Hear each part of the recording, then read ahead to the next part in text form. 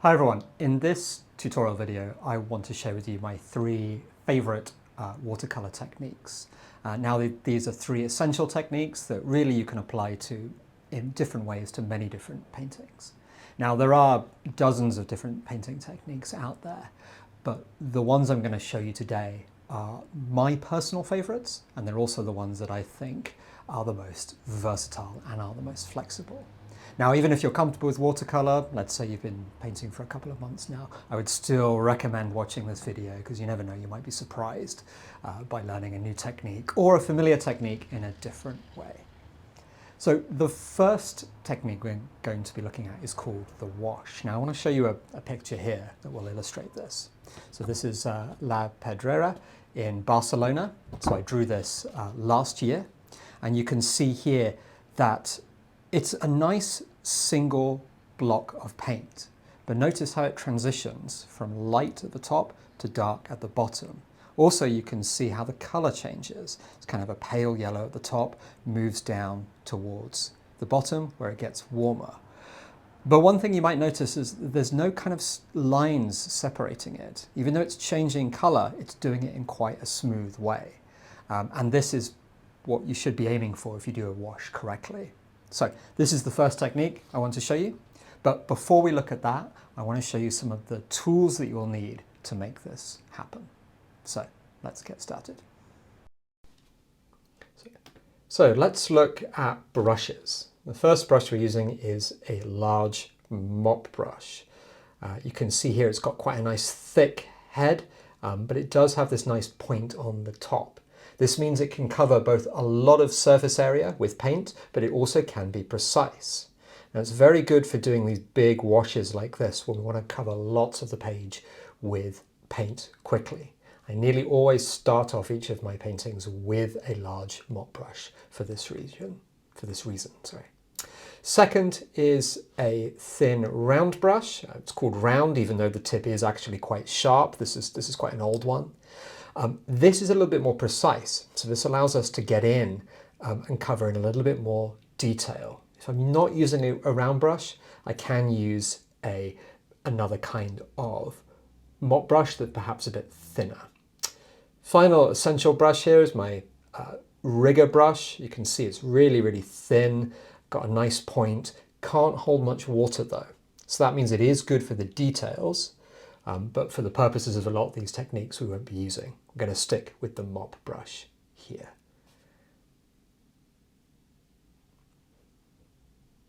Now this is another example of a mop brush, although it's a thinner one. You can see they both have a very similar shape. But the one on the left here is a bit more refined. It can still hold a lot of water, but it's good for drawing. Now, paper we're using, this is 300 GSM Arches rough paper. Now it's very, very thick, almost like cardboard. You can see it's very rough and textured. We'll be using quite a few different kinds of paper in this. But the reason I'm showing you the paper is because it's very, very important for how the techniques come out. If you don't use the right paper, some of these techniques won't work. So the first technique I'll be showing you is called the wash. And what this is just a single body of color from top to bottom. And we're going to do it very, very clean using a single brush. The aim here is to move from top to bottom without getting any lines or marks, so it almost seems very, very continuous. Now, it sounds easy, but it can be a little bit difficult in practice. So make sure you have a big mop brush or the biggest brush you can for this exercise. Now, we want the paper to be at an angle. So I'm going to have it about a 45-degree angle at the top. This is so that the water will flow down. So I'm just putting under two books here to get roughly a 45-degree angle. You can use whatever you have at home. If you have a drawing board or anything that you can adjust the angle. But it's very, very important that the paper is angled down so the water and therefore the paint will flow down with it. We don't want to be doing all the work with our paintbrush. We want to let gravity do its job. I'm going to use the mop brush and we're going to be working from top to bottom. Now we do want lots of pigment and lots of water for this. So we're just using a bit of ultramarine blue. Lots on the pan here. This technique doesn't work if it's too dry. And then we're just going to go and add in just a big stroke. And you can see here you've got this bead of water at the bottom that's forming. This is really, really important because this bead is going down the page and this will help us mix. So as long as you have that bead there, you can still keep painting. Now I'm going to go back in with our brush and go over that bead again with another wash of paint. And you can see another bead that's forming there. I'm going to add in a bit more water or a bit more paint if you think the bead is disappearing. The important thing is it needs to stay there. And again, through that bead, and you can see it's blending quite nicely now, and over again.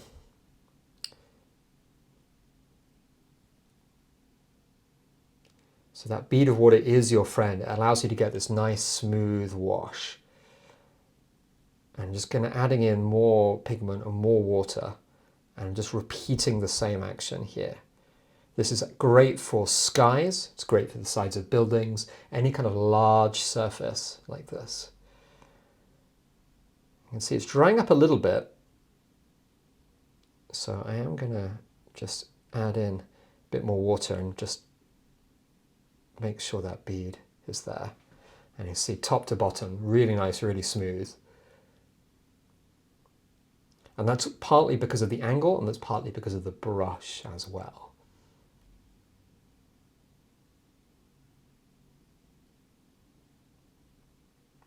So you can see that looks pretty smooth there. So that is the simple, what we would call a flat wash. So just a single color, top to bottom. The second technique we will show you is a variation on the wash, and it's called the graded wash. So similar, again, we'll put our books, create that 45-degree angle. And we're going to start top to bottom, but we're going to vary the tones. So what I mean by this is we're going to be adding more water as we move down to give the impression that the color is fading. So same as before, mop brush, lots of pigment, lots of water, single stroke. Now make sure that bead is there, which it is forming, which is nice. I'm going to go add in a little bit more. And we're going to add in more water. And this will dilute the color a little bit. Again, same process, more water. And you can see as we're moving toward the end, toward the bottom, I'm adding in more and more water, and this fades it. So now, same process, but I'm actually just using water, no paint now, as we move from top to bottom.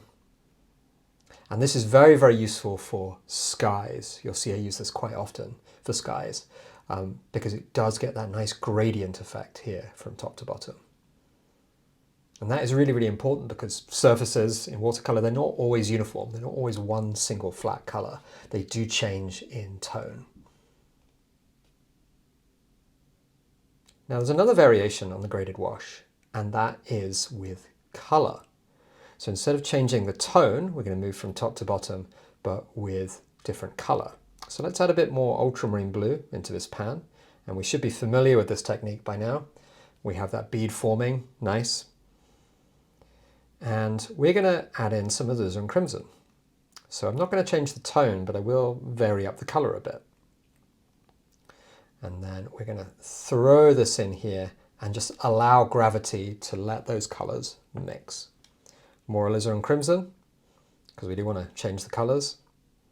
Make sure it's all mixed, still fairly wet, and put it in there. And you can see that bead is still forming. And again, you can see how this only really works if you have a really thick mop brush like this. And let's add some cadmium orange. The colors for this don't really matter. The main thing is we just can see the the variation in color. And again, using that bead to our advantage, using gravity to our advantage, and this allows us to get this wash. You can see it is drying up a little bit actually, so I'm going to add in a bit more of the bead there. But already we get a really nice gradient. Range of color is really nice. Let's add a bit of lemon yellow in, why not? I mean, I often use this for skies and sunsets. You'll see where the sky changes color. This is really useful, but for this it doesn't really matter what color. So it's all pretty much the same tone. It's a different kind of graded wash. It's more about color. Now, top to bottom blends nicely. There's a few little lines there, so it's not a perfect wash by any means, but it does show you how you can use this technique to get some really nice effects. Now, this mop brush, again, is what we need for this. Now, let's see what would happen if we did this wash, but with a slightly different brush. Now, this might be familiar with you. So let's use our round brush. Now, this obviously doesn't hold as much water as the mop brush, but let's give it a try. We've got this technique down now, so so you can see a bit of a bead, but not much. Got to work a little bit harder to get this working. Add some cadmium orange in.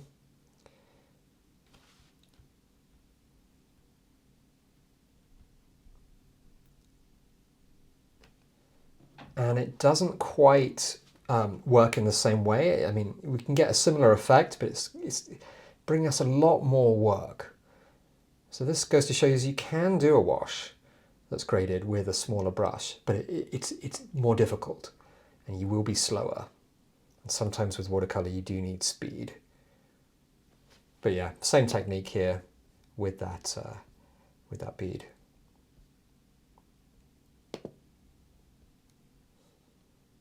Now let's see what this will do like with the rigger brush. So this barely holds any water, as you can see here. It's not really possible to get any kind of wash with this. And the rigger brush is fairly similar to the brush you might get in a travel watercolor set. Far too small.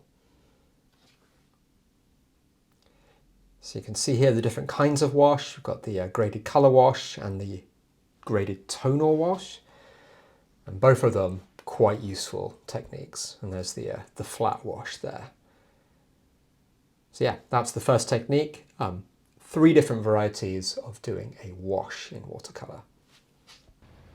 So the next technique I want to show you is called wet on wet. So if you've watched any of my other videos, you'll hear me talking about this technique quite often, but what is it? Well, let me show you a picture here as an example.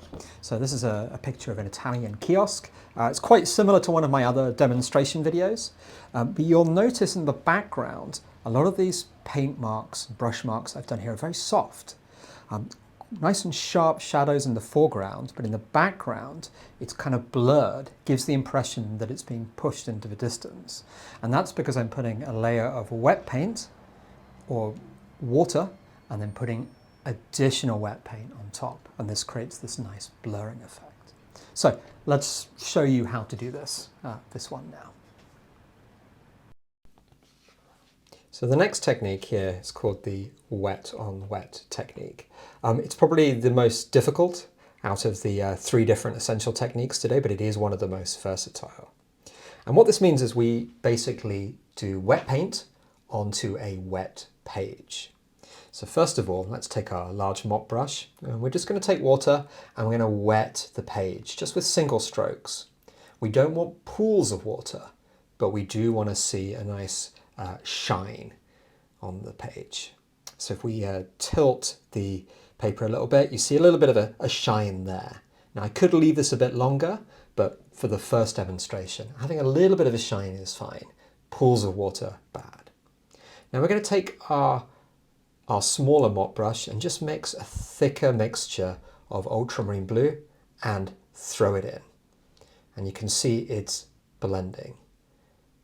Very, very important that the second mixture you put on must be thicker than the first. And you can see this is very, very quick wet on wet, and it is blending nicely, almost like a cloud. And you can see it is still a bit shiny here.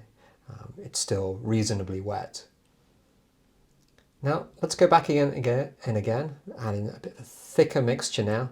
And again, quick strokes. You don't want to do too many strokes with this. You want to let the wet on wet technique do its thing. And you can see it's blending in a slightly different way here, depending on which part of the paper is wet. But you can see I'm doing one or two purposeful strokes, not doing too much. And this is really great for things like clouds, for mountains in the distance, anything which you want a sort of soft edge.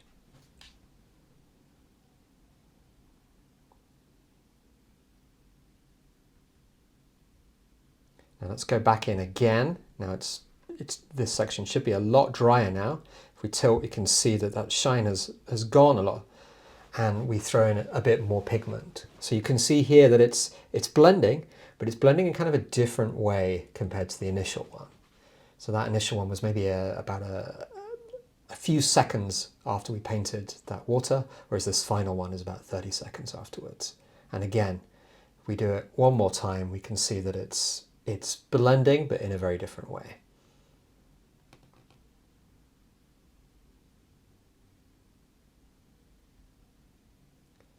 Now, what happens if we don't add paint that's thick enough? So what happens if we make a mistake when doing wet on wet? Well, I'll show you. So let's take our mop brush and we're just going to wet the bottom of the page now. So same amount of water, but this time we're going to add paint, but the paint is not going to be thick enough. So this is quite watery paint now, lots of water, and we put it on and it blends in kind of a messy way. This is almost called like a cauliflower effect. And you might see this when you're, if you're making a mistake. So we put this in and it's too wet. So the second layer of paint is not thick enough. It's not blending properly. So let's go back in with our small mop brush. Let's add a bit thicker paint. And even here we can see that it's just too wet. So this is where the page is too wet. So the second layer is thick enough, but it's far too wet. So you can see at the bottom and the top of the page here, this is what we're looking for with wet on wet technique. And the bottom is kind of the mistakes. Either the second layer we put on was too watery, or the initial layer was too wet.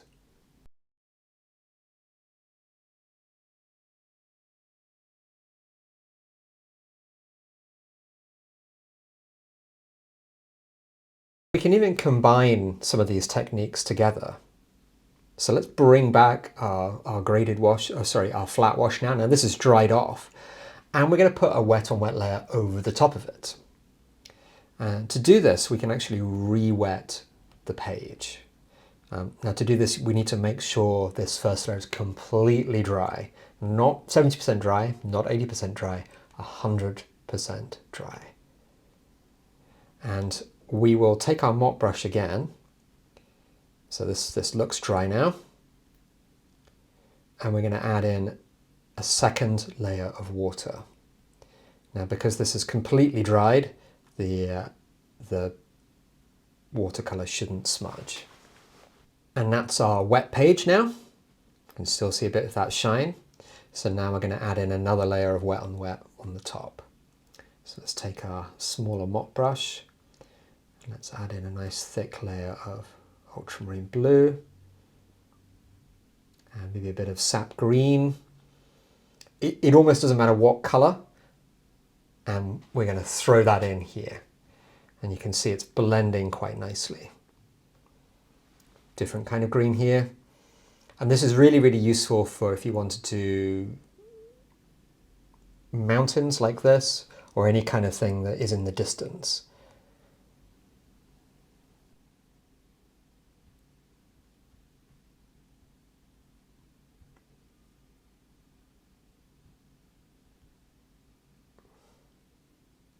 And I'm just sort of throwing in different textures here. Again, it doesn't matter what color, the important thing is that it's thicker. And you can even do another layer of wet on wet if you wanted to. So let's add in an even thicker layer now. This is a bit of Payne's Grey, maybe a bit more cobalt blue, and we're going another layer. And you can see, as long as I follow that rule, as long as the layer on top is thicker and has less water than the layer below, this will all blend in nicely with each other. Now this is just a scene that I'm making up, it's not really anything in particular. So I'm a big fan of using wet on wet to show distances. It's great for showing scenery, but you can see how it's all blending in slightly different ways, but all kind of roughly how I intended. Now the final technique I want to show you is called dry brush. Now, what is this? Let me show you an example. So this is a picture of Dubrovnik in Croatia that I did earlier this year. And I want you to take a look at the water. Notice how the edges are a little bit rough, and you can see there's lots of spots where the paper has come through. And that's because I've used the dry brush technique.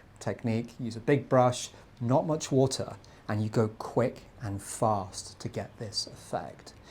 Can be a little bit hard to do, but it's something that you can use for water, you can use for skies, buildings, and it really creates a nice contrast if used with the wet on wet technique. So let's take a look and learn how to do this. So to do the dry brush technique, we're going to bring back our rough Arches 300 GSM paper, nice and thick. And paper is quite important for this technique. You can see it's really rough. It's a raised surface, and this raised surface is very, very important for creating the dry brush effect. Now let's take our smaller mop brush, still holds lots of water, and let's just make a mixture of something. So a bit of ultramarine blue, a bit of alizarin crimson. Now, let me show you a typical brush stroke when you're painting watercolor. So side of the brush, and then we paint like this. So this might look common to you, might look familiar. This is fairly typical. I use this stroke a lot, but there's not much variety in it. So what we're going to do is use the same mixture, but we're going to vary up our brush stroke technique. We're going to go quickly. I'm going to hold the brush a bit nearer the end, and we'll see what the variation in speed and stroke does. So immediately you can start to see a bit of the dry brush effect. You see the gaps where that raised textured surface of the paper is doing its work. And again, quick, light, and we get that dry brush effect. Now this paper is very, very good. It really, really helps to have rough paper with this. It's not really possible to do the dry brush effect that well on hot pressed paper that's smooth. But you can see here how very varying the speed and the paper, you get a nice dry brush effect. Now let's use a different kind of paper. So this is 300 GSM. This is also cold pressed, but it's different from the Arches paper. It's still rough, but it's not quite as rough. So let's try and do the same dry brush effect, but with this paper. So same mixture here, same brush, same technique. And this is the regular brush technique. Looks fine. Now let's try the dry brush. And again, it works a tiny bit, not quite as well.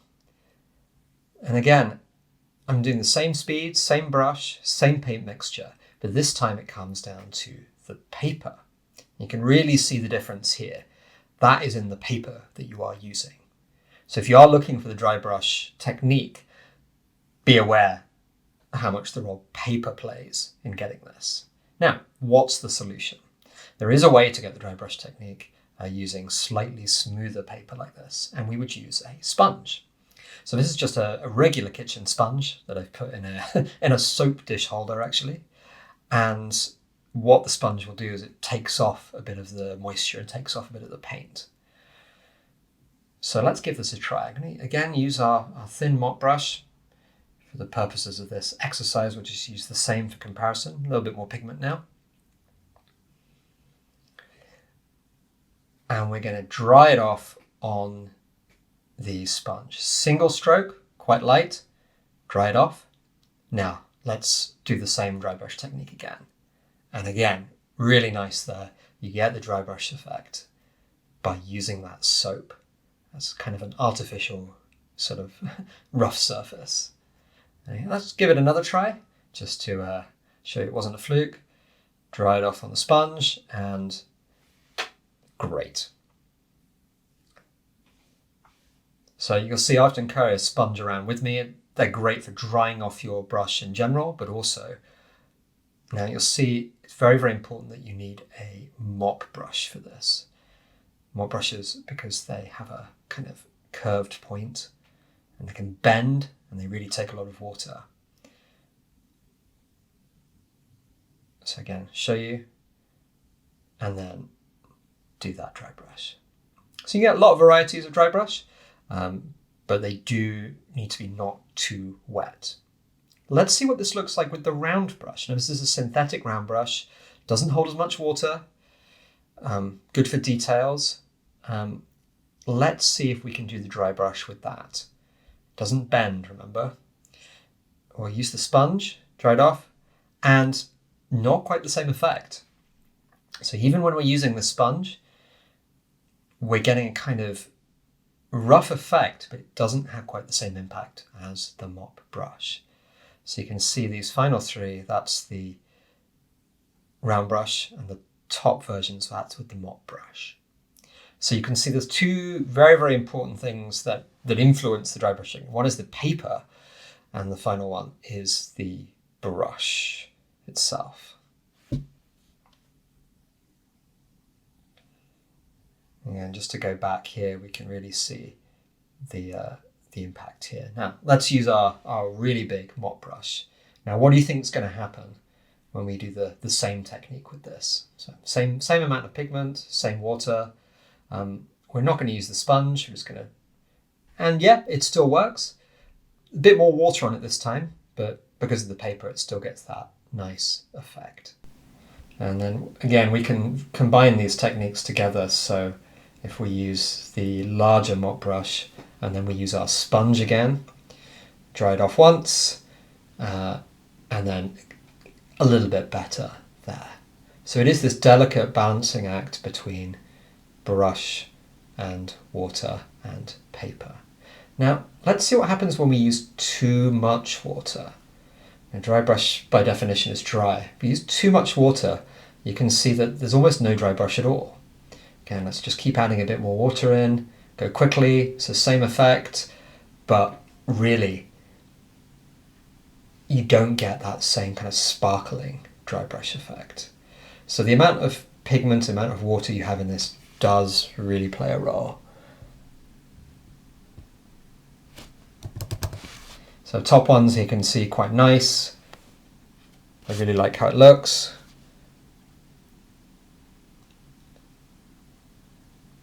So yeah, there we go. There is the dry brush technique. So there you have it. Those are my three favorite watercolor techniques, the three essential ones that I think you'll find can be used for pretty much any painting. So feel free to try those out, watch some of the other videos. You'll hear me refer to these techniques quite a lot. So hopefully you'll feel a bit more confident using them. Thank you again, and I'll see you next time.